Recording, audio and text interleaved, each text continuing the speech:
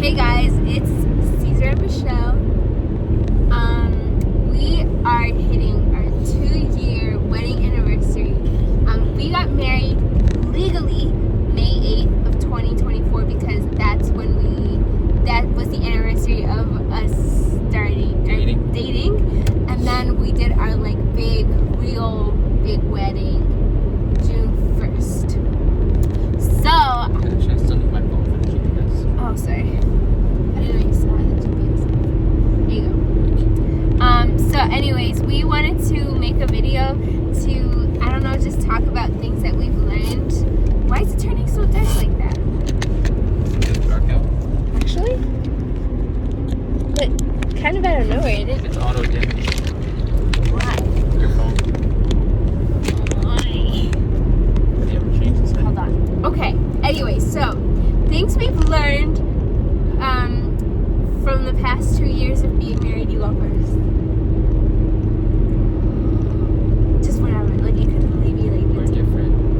oh my gosh, yes, we're so different. And that's such a cliche. Everybody's like, oh, whatever. But no, but It's true. we're really, we're not even remotely alike in any aspect. Anything. I say blue, he says pink. You know what I mean? It's always gonna be the complete opposite. It's true. Okay, my turn. What have I learned? I've learned I need healing in the areas where I feel like my father wasn't there, and then that's why I respond certain ways. But low-key, I also learned people made marriage sound a lot scarier than it has been. And I feel like we've already been through a couple things. Yeah. Yeah. I feel like people were you're gonna die. They were just so over the top about you're gonna hate. People literally I feel like I'm do you need counseling? Because they'd be at least with me, babe. I don't know about you, but with me they'd be you're gonna hate your life. Your life is gonna end. Things like that. Not, and they didn't use those terms, but that was the kind of energy that they would say. That's how they would talk about marriage. So I'm it kind of sounds like you need to go talk to a therapist about your marriage. You know what I mean? I also learned Caesar's quiet on camera. and in normal. Most of the time. Most of the times. If we're in a car, I'm going to be the one talking. And you're going to be really great at listening. Yeah. Okay, again, your turn. We'll do one more each and then that's it. Because it's been 2 years. And then next year we'll do 3 each. What else have I learned? Learn about each other or what? Exactly? Just anything about marriage and God and your life, your dreams. I don't know. Life's hard. Being an adult is hard. There's a lot of responsibilities. I can't imagine having to pay rent the way I mean that with so much love. Yeah. Seems really hard. It's a lot involved. There's a lot of stuff to do. Yeah. That's an old jail. I'm kidding. I don't know what that is actually.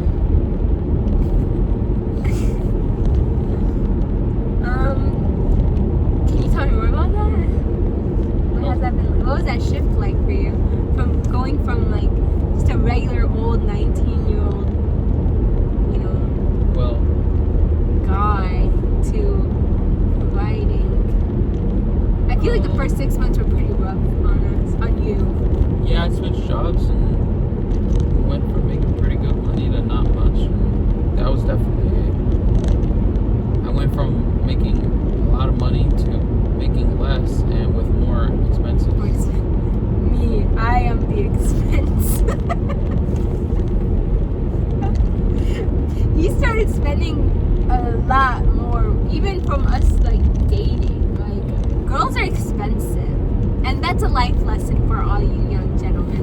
looking for a wife, get your money together because she's gonna need Starbucks, right?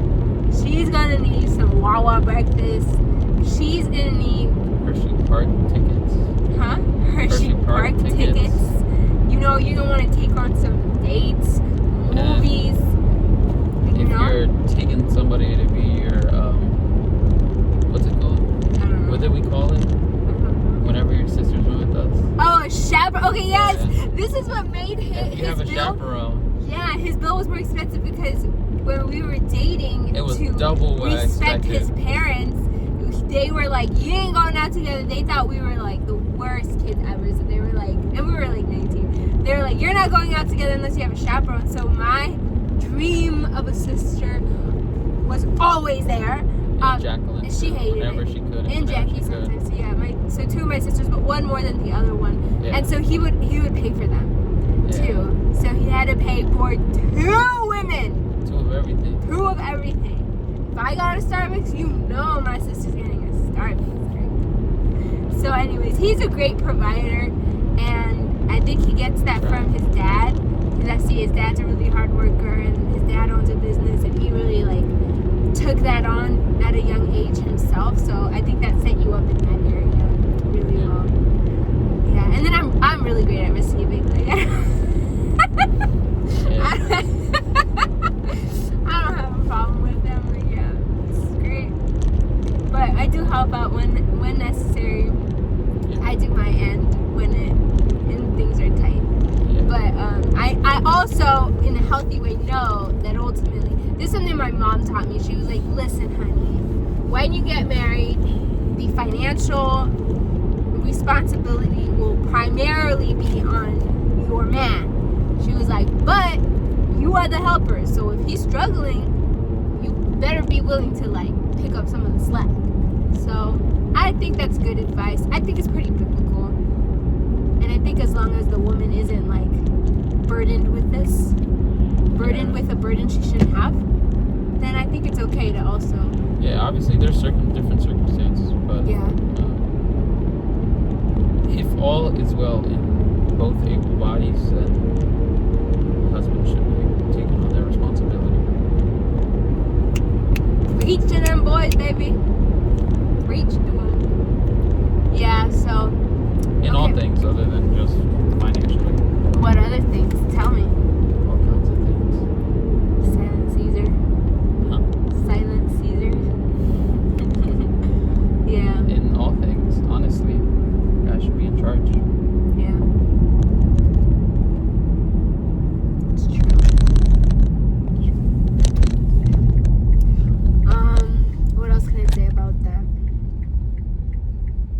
I think we are also pretty blessed in the area of people have helped us a lot, and I think also part of the reason why is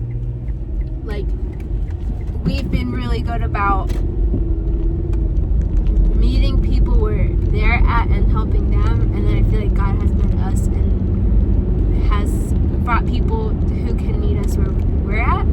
And so people are like, well, you're so young and you're already married and you have a house together, and I'm like, yeah, partially though it's because we're really good about hearing the Lord and being sensitive to whatever he's speaking and whatever he's doing, and this guy's really good about budgeting.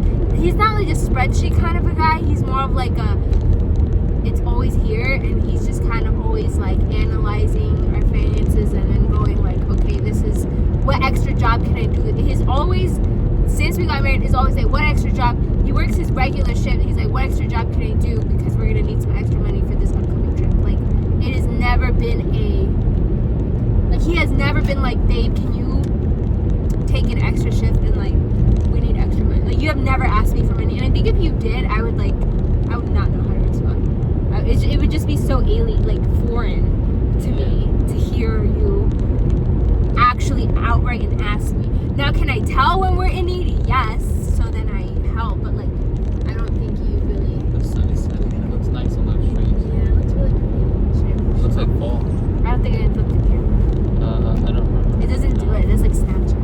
Okay, we'll do the last thing. So what I have learned, the last thing I have learned. Oh, I know how. Oh, I think you used to. Yeah. Okay.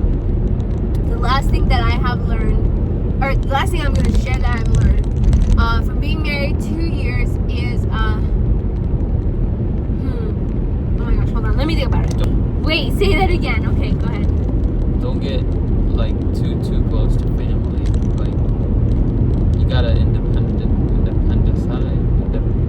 Get independent. Get independent. Yeah, that's true. Why do you say that? Yeah. Just because then you have too many people picking out the pot at once. I feel like where we live is a really healthy distance from both sides of our family. They're both both of our sides live in the same town, so they're equal distance apart from us, and it's nice because when I want to see my parents, it's close enough that I can go and see them, and when we want to see his parents. But I think it was really healthy of us where we could have like spent the first 6 months of our marriage living like in your parents' basement. We decided not to because of like, you know, that Bible verse like, you will leave your parents' house and cleave to your wife, whatever that verse is, where it talks about like you're gonna leave your parents. When you get married, you're gonna start up your own family. And so even though it was really hard, especially for him, I feel like God has also blessed that. What do you mean hard for me? Hard for you because you had to provide. Oh yeah. Like even though it would have been easier, and sometimes I'm like, dang, we could have paid off our like some of the stuff we had, things we had to pay a lot faster had we. Would have saved a lot of money. Would have saved a lot of money, but I was paying almost $2,000 a month.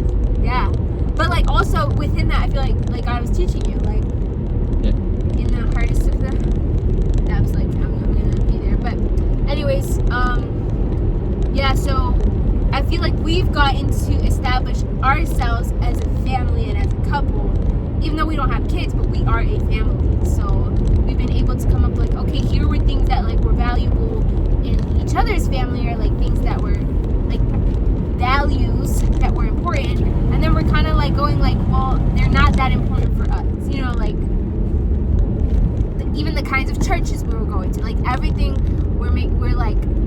it's all being renewed and transformed into this Fiatoro family. Yeah, 'cause now we're kind of both in different areas from what both of our parents go to. Yeah, our churches are not alike. From my family, my siblings, like nothing at all, and not from his either. Yeah. So like, God is really showing us like where He wants to have us in places. So, are we still like affiliated and cordial with all these people? Absolutely. Yeah. And there's nothing wrong with these churches. It's just like God's like, well, I want you here. It's just not what we need right now. Yeah. And it's helping to undo also some, like I was just telling him, I was carrying some legalistic attitudes about certain things that I didn't know that I was carrying until I started going to this church, you know, and it's like God's like peeling back